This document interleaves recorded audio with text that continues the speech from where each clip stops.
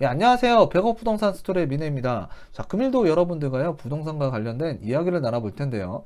자, 어제 여러분들과 미국과 관련된 금리 인하, 자, 미국에서 큰 폭으로 금리 인하 단행을 했죠. 그래서 인하를 했다는 얘기는 경기가 앞으로 좋아질 것 같으면 인상을 했겠지만 경기가 좀 불투명하고 자, 어려워질 경우에는 금리 인하, 즉 양적 완화 정책을 쓰면서 뭔가 경기 부양책을 쓰는 거거든요. 자, 지금 그런데 지금 미국뿐만이 아니라 우리나라도 지금 심각하죠. 전 세계적으로 굉장히 심각합니다. 바로 코로나 바이러스로 인해서 경기 자체가 굉장히 위축되고 있고 지금 다 망가지고 있어요. 자, 이런 상황에서 이제 경기를 살리기 위해서 선제적으로 미국에서 자, 금리 인하 폭을 큰 폭으로 단행했다. 그래서 이제 대한민국 자, 얼마 전에 기준금리를 동결시켰습니다. 자, 그런데 미국에서 큰 폭으로 인하를 했기 때문에 다음 달에 한국은행에서도 기준금리를 아마도 자, 동결보다는 인하 쪽으로 조금 힘이 쏠리지 않을까. 그럼 대한민국의 기준금리가 인하를 할 경우에는 자, 뭔가 경기부양을 하고자 하는 거잖아요. 자, 그랬을 때 이 경기부양을 하기 위한 이 풍부한 유동성 자금. 자, 이 풀렸을 때 이 유동성 자금이 풀렸기 때문에 경기가 살아나야 될 텐데, 자, 이게 살아나지 않는다 그러면 뭔가 시장에서 실망감이 올 수도 있고요. 자, 이러한 자금들이 혹시라도, 자, 이 부동산으로 이제 방향이 물꼬가 터지게 되면, 자, 상상도 하지 못할 만큼의 또 이 경기는 어려운데 뭔가 시장은 다 죽어가고 있는데 이 풍부한 유동성 자금은 자, 부동산으로 흘러 들어온다. 그럼 부동산은 또 예기치 않은 자, 가격 상승이 일어날 수도 있다라는 얘기예요. 그래서 지금 정책적으로 제대로 먹혀야 되고, 자, 먹혀야 되는 부분이 분명히 중요한 것 같아요. 근데 자칫 잘못해서 정책이 제대로 안 먹혔다. 그러면 후폭풍이 다가올 수도 있다. 그런 얘기를 어저께 했었고요. 자, 그러한 내용에 대해서 오늘 자, 뉴스로 되게 많이 나온 것 같아요. 그래서 뉴스를 한번 여러분들과 살펴보도록 하겠는데, 자, 지금 미국의 연준에 파격적인 금리 인하가 있었다. 그래서 이제 환율에도 자, 뭔가 영향을 미친 것 같고요. 또 오일이라든가 셰일가스라든가 뭐 이런 그 있잖아요. 그런 그 실물 자산에 대해서도 뭔가 영향이 있는 것 같고, 또 이제 주식 시장에도 굉장히 영향이 많았던 것 같아요. 채권 시장에도 영향을 준 것 같고. 그래서 지금 다우존스 그 스탠더드 앤 푸어스, 그래서 S&P 500 지수하고요. 기술주 중심의 이제 나스닥 지수도 예, 좀 하락하는 모습을 좀 보이고 있었다. 자, 그리고 또 이제 이 기준금리 최근에 미국에서 큰 폭으로 낮췄는데요. 일단은 우리가 통상적으로 미국에서 금리 인하를 할 경우에는 자, 0.25%씩 자, 인하는 베이비 스텝. 그래서 큰 폭으로 낮추지 않는다. 그래서 이제 아기 걸음이다. 그래서 이제 베이비 스텝. 그래서 0.25 자, 프로를 보통 인하를 했었는데 지금 이번에는요. 글로벌 금융위기 이후에 처음으로 자, 5% 자, 금리 인하를 단행했다. 그래서 이게 지금 굉장히 그 큰 폭으로 이제 그 조정이 됐잖아요. 그래서 시장에서는 자, 좀 뭔가 이거 통상적으로 베이비 스텝 0.25%가 아니라 0.5%야? 자, 그래서 금융위기 이후 처음으로 0.5% 인하했어? 아, 이거 뭔가 심각한가 보다. 시장에 뭔가 공포감이 조성될 수 있는 자, 뭔가 지표가 나오기도 한 거예요. 그래서 굉장히 불안한 지금 이 시장이 지금 전개되고 있다. 자, 그랬을 때 지금 뉴스 하나 나왔다고 그랬잖아요. 제가 어제 말씀드렸던. 자, 그래서 이제 이 뉴스를 한번 살펴보도록 하겠는데요. 자, 2020년 이후로도, 그러니까 2020년 2월 20일 대책이 나왔잖아요. 자, 이후로도 끝없이 풍선 효과, 그래서 이제 코로나19로 숨표, 자, 잠시 한숨 쉬고 이어가나. 그래서 이제 아래 헤드라인 뉴스로 나온 게 바로 수도권 남부 규제하자. 수도권 남부 많이 올라왔잖아요. 그래서 이제 이 규제가 또 들어갔죠. 조정대상 지역으로. 그래서 인천 올랐고요. 대전 올랐고요. 세종 올랐습니다. 근데 수용성 지역 올라갈 때, 자, 인천도 올라가고, 대전도 올라가고, 세종도 올라갔어요. 근데 세종은 어차피 규제 지역인데 많이 올라갔어요. 근데 대전도요, 정말 많이 올라갔는데, 요번에 규제 지역에서 빠졌거든요. 근데 대전은 예전부터 계속 올라갔던 지역이에요. 근데 요번에도 빠졌다. 좀 이거는, 시장에서도 지금 언제 대전이 이 규제 지역으로 편입될까라고 지금 관심 있게 지켜보시는 분이 많다라고 제가 말씀을 드렸고요. 저 역시도 이 대전이라는 시장 굉장히 궁금합니다. 자, 왜 대전이 지금 안 묶였을까?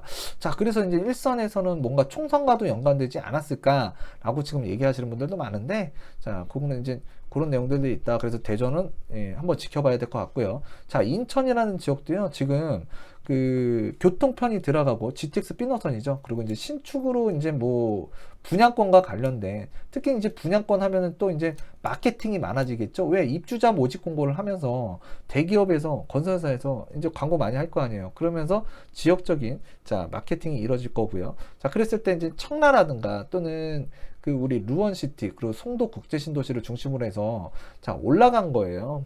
올라간 거예요. 자, 가격적으로. 근데 그 외 인천의 다른 지역 같은 경우에는 상대적으로 많이 안 올라갔어요. 그래서 지금 뭔가 올라간 지역과 내려간 지역, 이게 복불복이 있는 지역이 뭐 인천뿐만이 아니라 다른 지역도 있겠지만 인천이라는 지역도 유독 그게 심하더라. 자, 그랬을 때 지금 현재 지금 수도권을 중심으로 해서 풍선 효과가 이어지고 있는데, 일단은 지금 인천 지역으로도 사람들이 많이 들어가고 있는 것 같아요.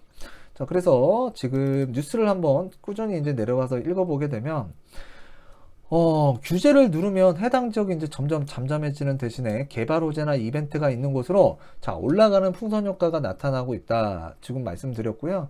그리고 또 이제 신종 코로나 바이러스 감염증 증세 확산으로 저금리와 유동성 확대로 방향이 모여지게 되면 이후 부동산, 그러니까 시장이죠. 시장의 흐름을 자 좀 우려하는 목소리가 높여지고 있다. 제가 어저께도 말씀드렸고 좀 전에도 말씀드렸던 부분이 이거예요.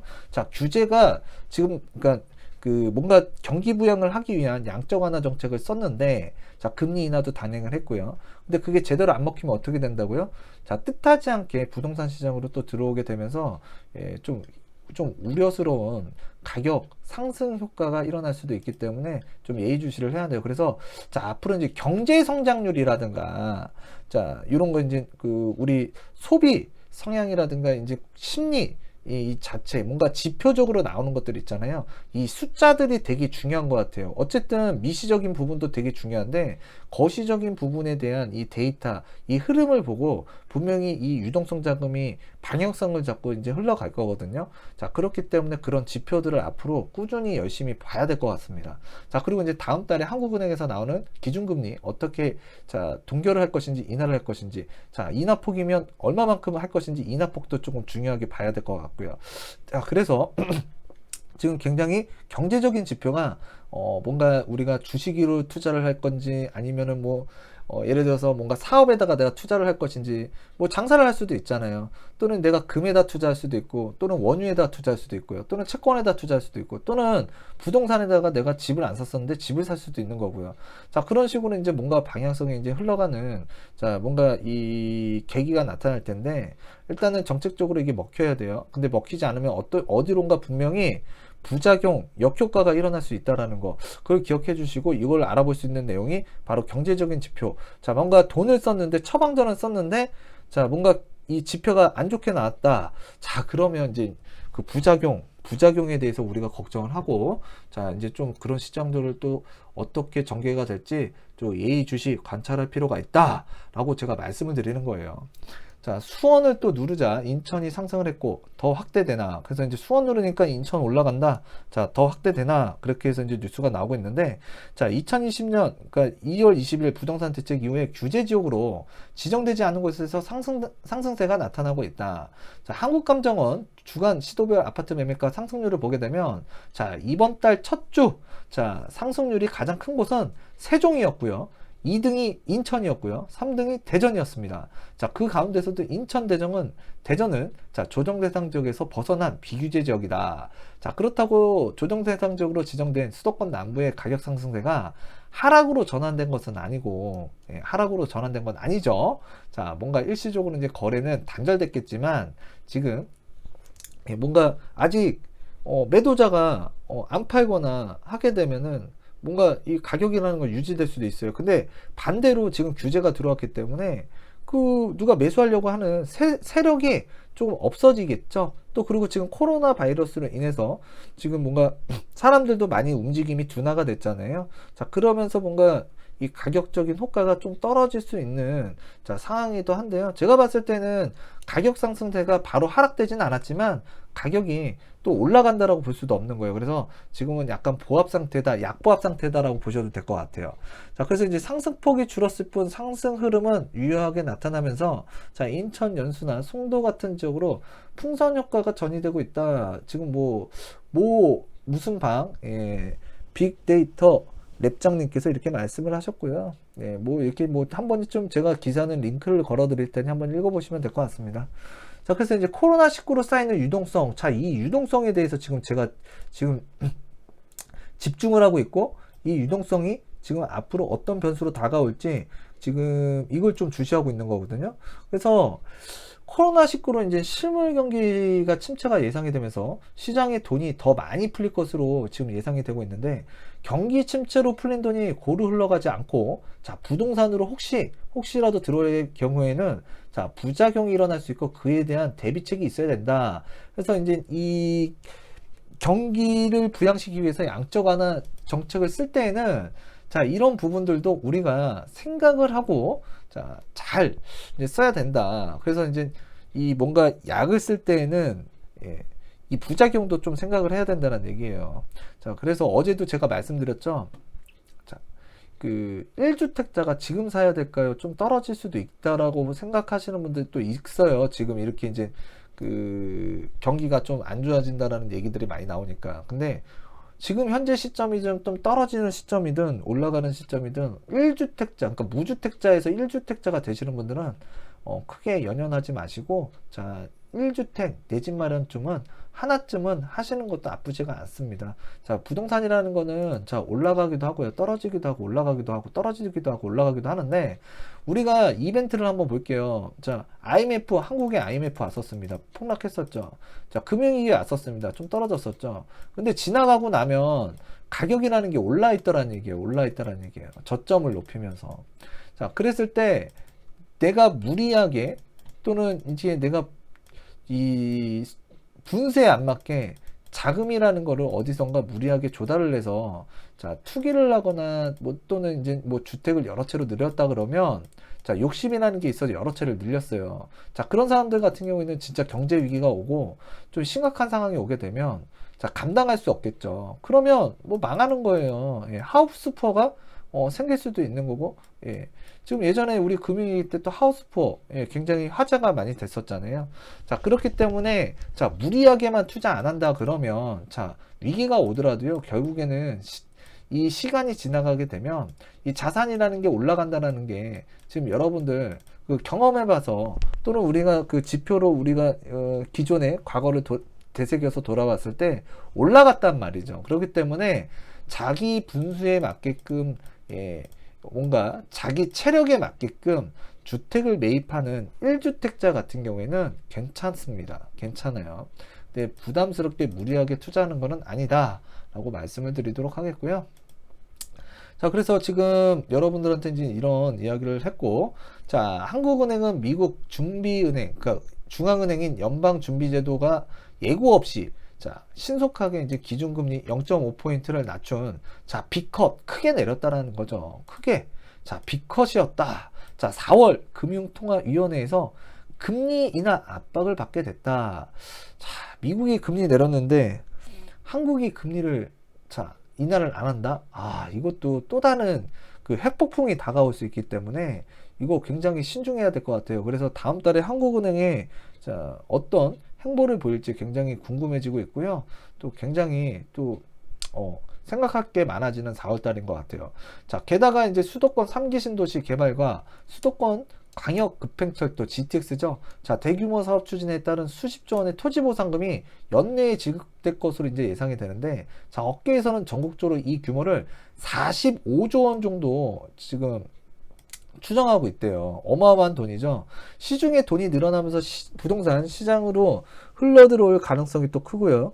다만 정부가 부동산 다주택자나 고가주택 자, 보유자에 대한 대출과 세금 규제 수위가 높기 때문에 상승세는 국지적으로 나타날 수밖에 없다. 즉 서울에 규제가 너무 많잖아요. 고가 주택이고 또 가격에 대한 부담감도 굉장히 자, 국민 정서상 많이 만들어진 지역이 바로 서울이고 서울 주요 지역입니다. 자, 그러한 지역에 또 뭐 규제도 심하잖아요. 근데 자금 출처에 관한 사항들 또는 이제 증빙 자료까지 까다롭게 많이 내야 되죠.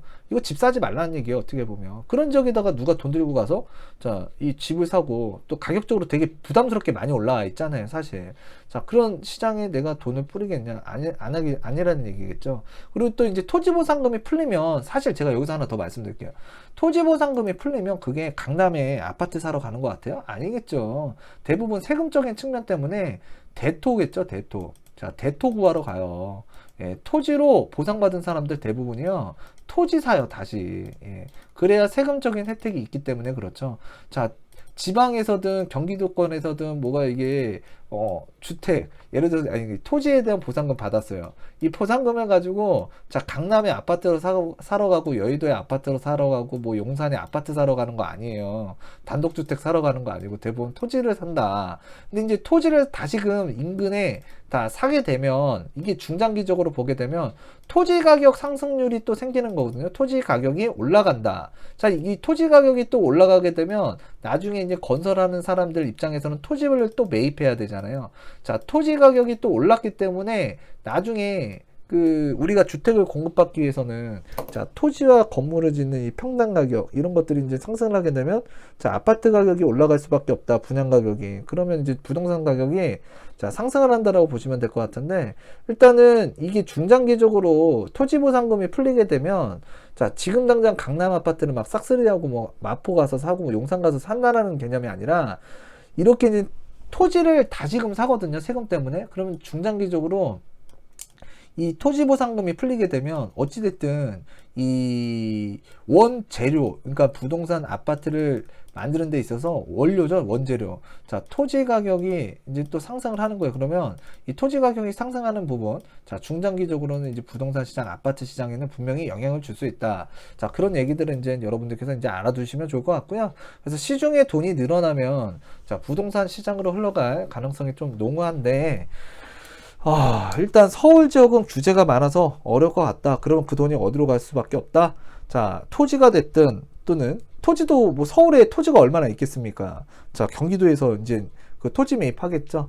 또 이제 경기도 지역에 이제 그 주요 지역들 교통편이 지나가는 그 뭐 GTX 노선이라든가 이제 도로망이 생기고 또 대규모 택지 개발이 일어나는 지역을 중심으로 해서 또 규제가 없는 지역 자 그런 지역을 중심으로 해서 뭔가 자금이 흘러 들어갈 수도 있다. 자 그런 얘기를 하고 있는 것 같고요.